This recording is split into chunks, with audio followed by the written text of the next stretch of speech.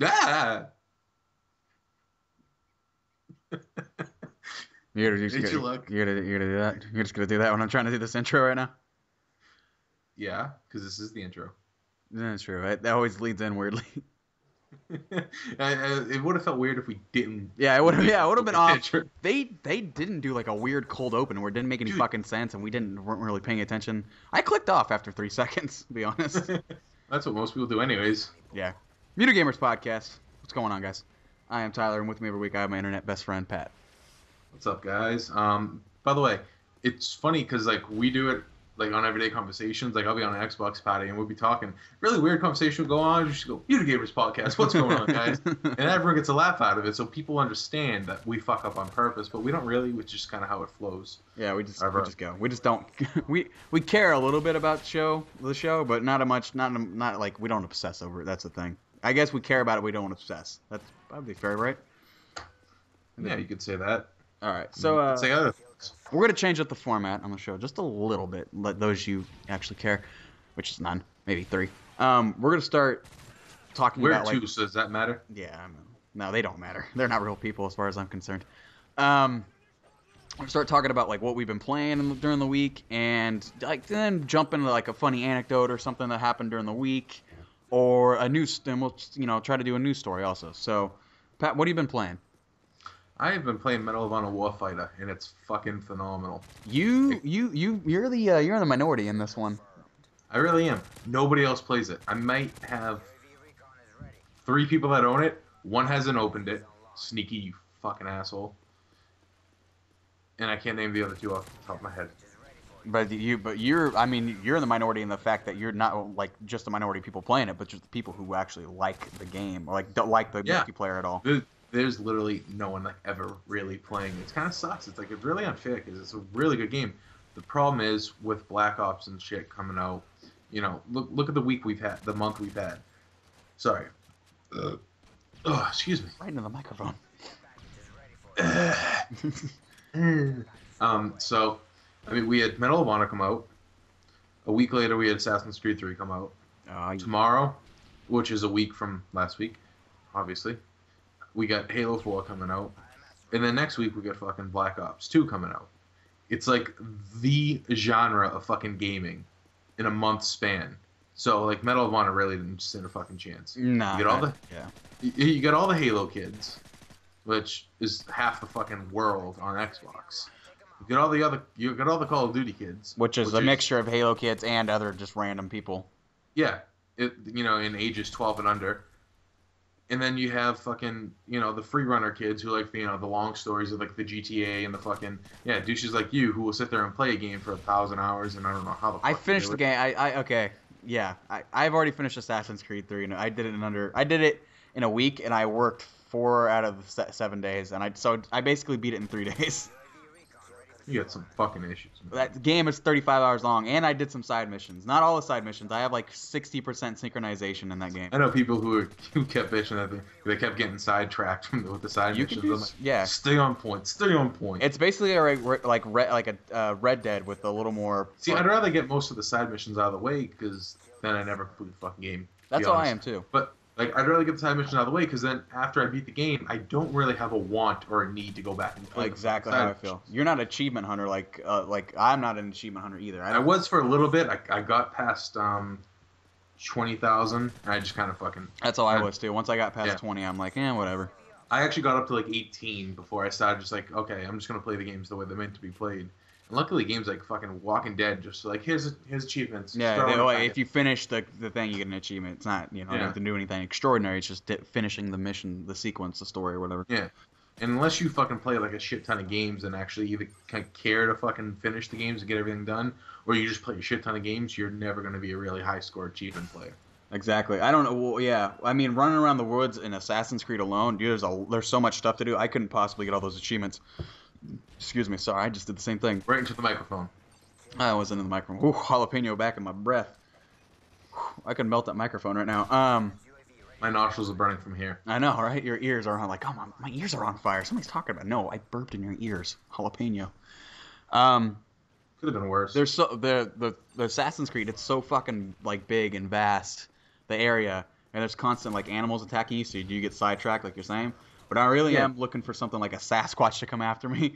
Or I really kind of wanted like a mystical creature, like they did in Assassin's Creed 2. There was like an octopus in this one area that would snatch you out of the water if you were looking over the water.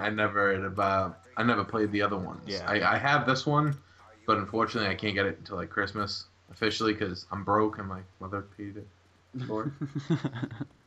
You don't gotta divulge that. Don't worry. That's what happens when you bring your car to the tire place and they go, yeah, your wheel's gonna fall off. Damn it. That'll be $900.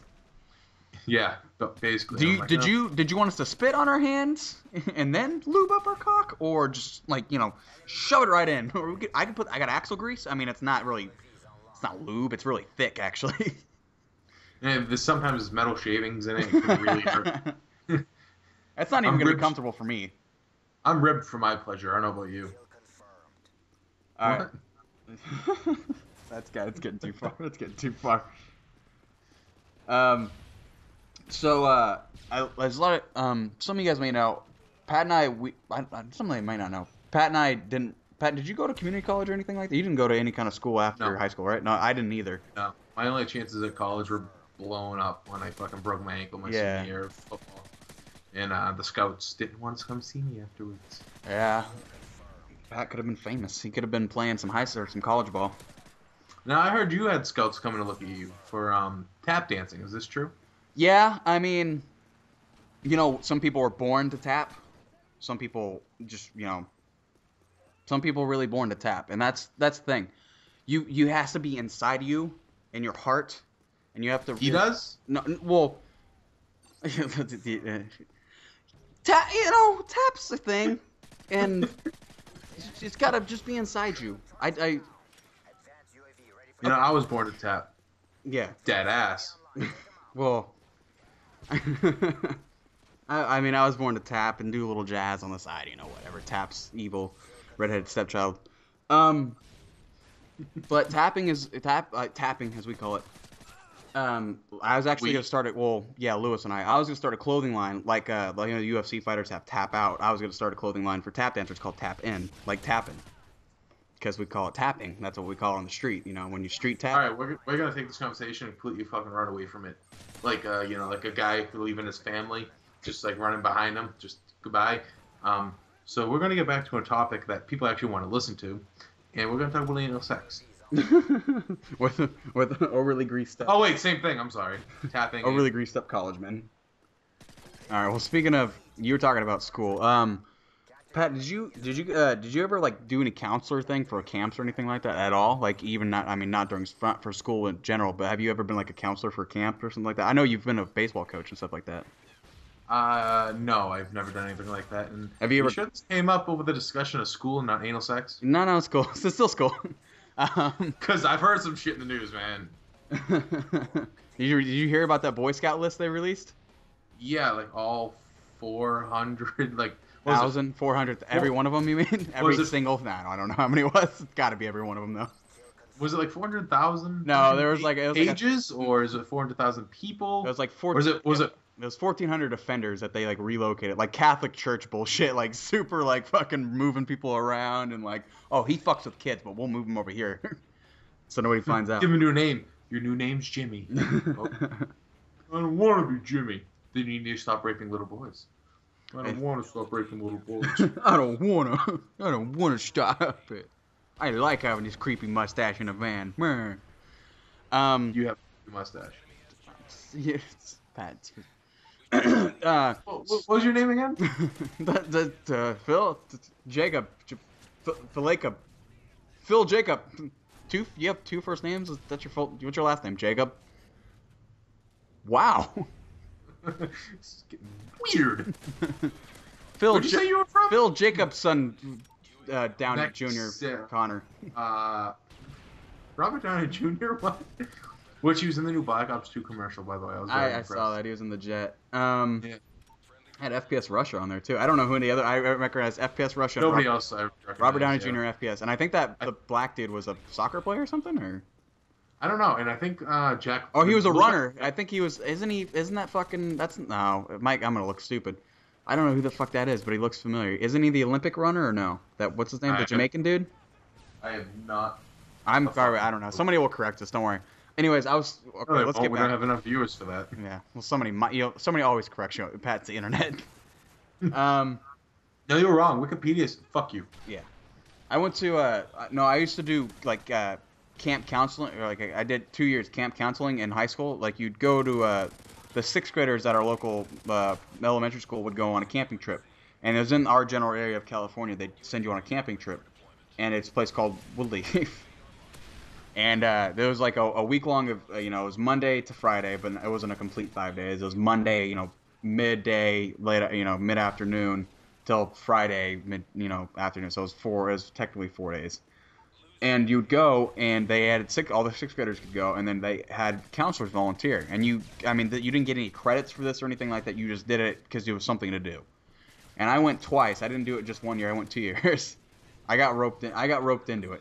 The first year I wasn't gonna do it because I had a huge report for my English class due, and something to do Xbox. No, it was actually a big report for my I had my advanced placement English class. Yeah, exactly. So I had this big report due, and I got roped in it because the buddy's like, hey, I need somebody else to go. I don't want to go by myself. They need more people. Will you go? You've been to Woodleaf before. And I was like, yeah, I've gone as a sixth grader. I don't want to go again. I got shit to do. And he's like, you need to go. All right. I signed up to go. He dropped out. I end up going. Yeah. Still had fun. Yeah. I still had fun. It was. You want to know why I was never volunteered or asked to do any of this? Why? Because growing up, I was really into the Friday the Boy Scouts thing. Franchise. The whole Boy Scouts thing. Your name popped up on a list. I asked them not to fucking put my name on the list. You can. I can't talk about it. No, you know what? I said I wasn't talking about it. No, don't look at me. Listen. I said to you. You still have to watch me for too long, but I mean, listen. Stop it. But so no, like I feel like the first thing I would do, like the first night, I would screen the Friday the 13th films.